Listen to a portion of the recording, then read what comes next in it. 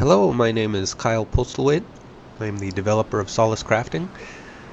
Here we are up in the clouds. We're actually 15 kilometers up in the clouds, and we can see 50 kilometers in all directions, meaning 100 by 100 kilometers or 10,000 square kilometers viewable distance up here or anywhere. And the clouds are moving. You can see these aren't just skyboxes.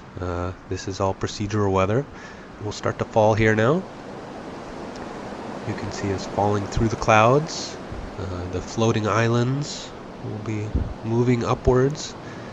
These are one of many encounters. You can see lots of towers, giant mushrooms and things scattered across.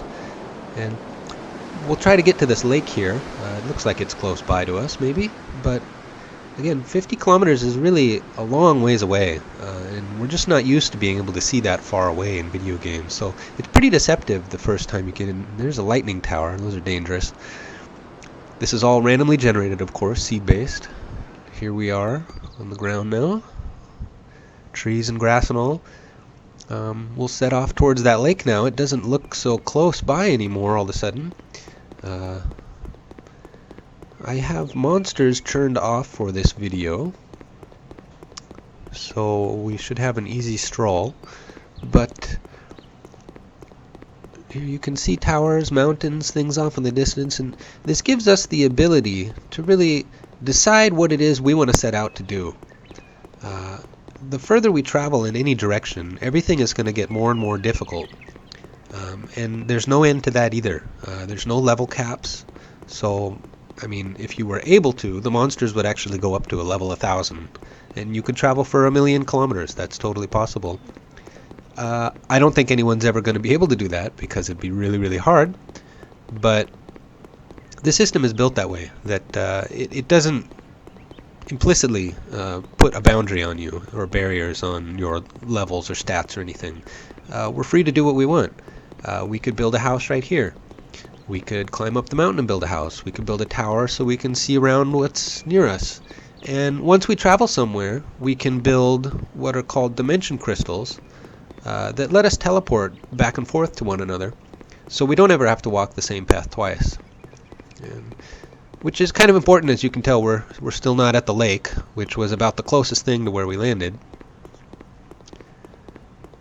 There are many different encounters, each with their own specific rewards. And again, the further we travel, the more difficult those become, and certain encounters don't show up until we travel a certain distance. We can also travel to different versions of the same world, and this is all connected on to our single character. We're really free to play any class up to any level. There we can see some towers off in the distance. We can get up to the floating islands too, of course, if you go underneath them. There's sort of a guarded portal up to them. The trees are harvestable. There is animals for skinning and ore for mining and all of that. And we'll get into that in later videos, of course. Again, starting out for the first few kilometers, it's much easier sort of to get your bearings. Oh, here we can see the lake. That only took about 2 or 3 minutes. We're traveling, by the way, at about 10 kilometers an hour right now, which means in 1 hour, 10 kilometers. So 50 kilometers, again, it's a long ways away. We've actually only traveled, I think, about 2 kilometers to get to this lake. Not even quite 2, but here we are. And when you get to a clearing, again, we're at a pretty low angle here, so we can't see too well, but we can still see there's lots of things on the horizon, and no matter how far we go, the world will just keep getting bigger and bigger for us. And we'll be going all into that more in detail. Hope this makes it a bit clearer just how big things are. And thanks for watching.